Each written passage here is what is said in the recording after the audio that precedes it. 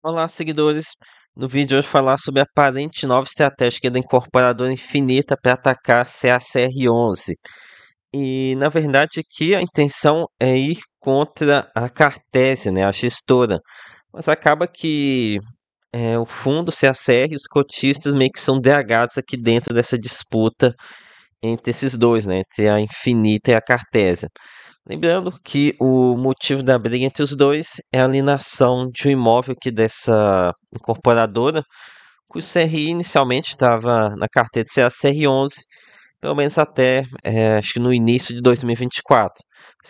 Mas que depois foi repassado para um tal de fundo Bedford.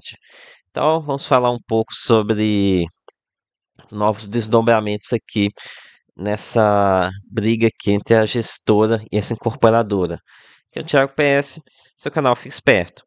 Então, antes de passar por esse tema, vou dar uma olhada aqui na situação de CACR11, tá? Lembrando que provavelmente o pessoal do Clube de Membros vai ter acesso primeiro a esse vídeo, então quem tiver aqui na área gratuita deve ver com um pouco de atraso essa parte aqui do vídeo, tá? Então, aqui no começo de outubro, até que CACR11 está se mantendo, ainda que se manter acima de R$ 70, eu pensei aqui que esse profissional que está apostando contra o fundo, ele está aumentando as posições em short, mas não. Aqui nos últimos dias, pelo menos no começo de outubro, a posição em short está praticamente estável. Já tem aqui cinco pregões, quase sete, um, dois, três, quatro, sete pregões que essa posição se mantém praticamente no mesmo patamar. Então, esse vendido aqui ele está numa posição estável, né? Tá fazendo nada. Então, por enquanto ele deu uma trégua, mas vamos ver se ele vai voltar a operar com bastante força ou não. Lembrando aqui que essa CR11 é um caso de briga entre fundamentos e fluxo, né? Que o fluxo foi o que jogou o fundo aqui para baixo aqui da primeira vez. Depois, questão de melhores fundamentos, conforme comentei aqui no canal, com a peça com a Cian, fez com que melhorasse aqui a cotação, mas ainda tem muito ruído, né? Então, se você não tem estoque para volatilidade, vai ser complicado aqui manter posição em CACR11. Ok, falando agora sobre a nova estratégia da Infinita contra a CACR11. Então, aqui eles criaram um novo site aqui para falar mal da Cartésia, tá? Aqui foi, deixa eu ver o site que caso vocês queiram dar uma olhada, aqui cartesia e bedford.com. E aqui nesse site, até foi um site bem pesado aqui em questão de compreensão, tá? É um site bem mais complexo aqui para entender. Acho que o investidor iniciante não vai conseguir entender o que que estão falando aqui sobre essa transação entre os dois. Que a questão do formato é mais ou menos que no mesma situação, é o mesmo formato aqui do site anterior, um estilo aqui meio Hotmart, né, daquele site que tenta vender curso. Então buscando aqui atingir mais o lado emotivo, algo que eu vejo como negativo, tá? Não gosto desse tom apelativo que estão utilizando aqui e também utilizam lá no Hotmart. No entanto, eu notei algo diferente aqui nessa apresentação, tá? Algo diferente aqui em relação ao primeiro site que eles criaram.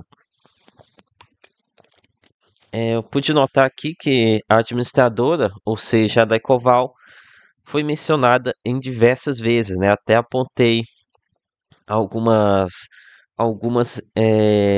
vezes que eles apontaram, eles falaram sobre essa empresa. Então aqui que eu notei foi alguns questionamentos sobre o trabalho de administradora. Vou ler aqui alguns textos bem rápidos para vocês. Provocações. Qual foi exatamente o papel do Daicoval na fiscalização, validação de cronograma e comprovação dos fluxos? Daicoval foi informado e concordou, teve papel nessa decisão. Daicoval participou da reconciliação desses números, validou laudos e critérios. Então aqui coloquei mais alguns exemplos também.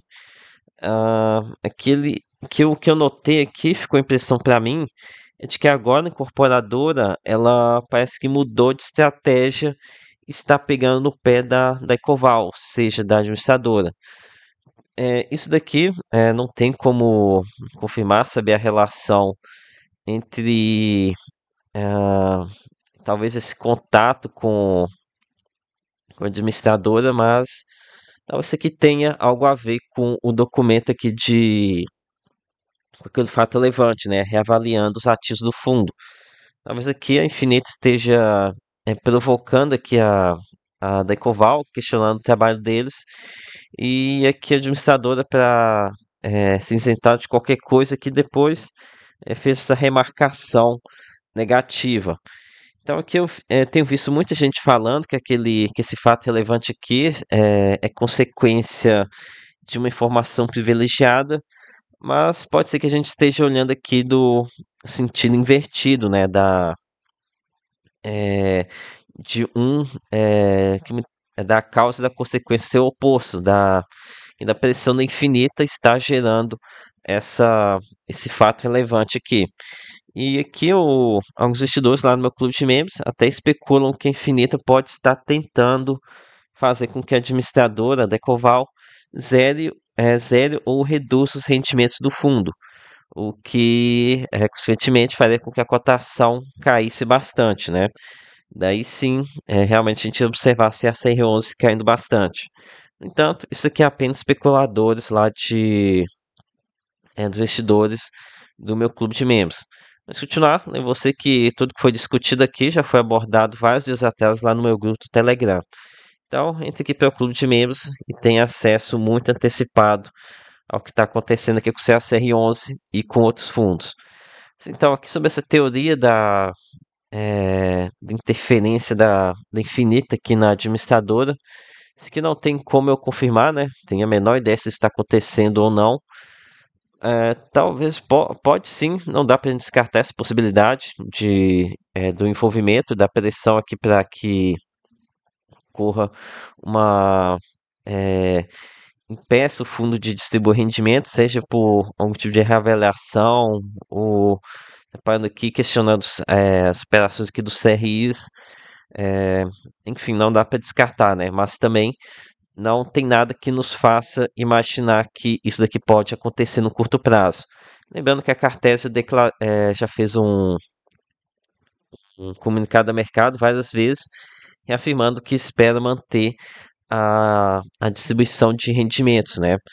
Então, a situação aqui é a seguinte em CACR11. O que eu notei é que a Cartesia, ao longo aqui do tempo, ela arrumou alguns inimigos, né, no meio do caminho. Primeiro aqui é Infinita, por conta dessa alienação do imóvel. Parece que também não tem uma boa relação mais com aquele banco que fez a ancoragem inicial do fundo. Tanto é que agora no próprio relatório, no comunicado, eles chegaram a comentar sobre isso, sobre um banco que vendeu a carteira de seus clientes que iniciasse CR11, algo que coincidiu exatamente com a emissão, né, o que acabou meio que frustrando a expectativa aqui do gestor de fazer uma nova emissão. E agora meio que pode dizer que os cotistas CR11 estão aqui nesse fogo cruzado entre a gestora e esses dois inimigos dela, né? Então, é que os cotistas, os investidores vão ter que se acostumar a isso, caso queiram seguir posicionados no fundo. Então, isso aqui pode continuar seguindo, causando bastante volatilidade no fundo, seja alguma tentativa de interferência aqui na incorporadora, ou então talvez esse banco institucional operando contra o fundo. Detalhe que aqui não tem, a gente não sabe quem que é esse essa pessoa institucional aqui que está posicionado contra o fundo. Não tenho nem ideia se é esse banco, né? Não tem como a gente saber esse tipo de coisa, mas é uma possibilidade. E aqui reforça uma coisa que eu falei em outros vídeos.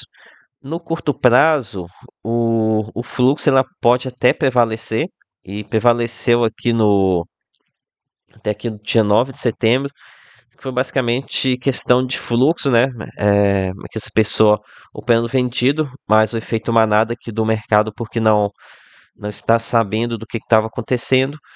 Daí aqui a partir do dia 10 foi aquele grande salto, que foi meio que um reforço por conta da queda exagerada dos últimos dias e com a revelação da parceria com a Cian, né, o que trouxe o melhor de perspectiva em termos de fundamentos.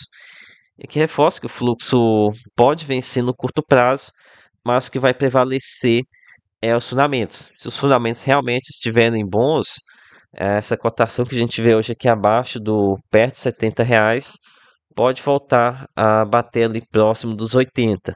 No entanto, caso os fundamentos eles não se provem bons fundamentos, os problemas comecem a aparecer, daí sim a gente vai ter uma concretização da cotação caindo bastante de volta para os 60. Então aqui uma situação bem complicada, tá? Aqui não vou dizer o que você tem que fazer ou não fazer. A intenção aqui é apenas deixar vocês munidos do máximo de informações possíveis, né?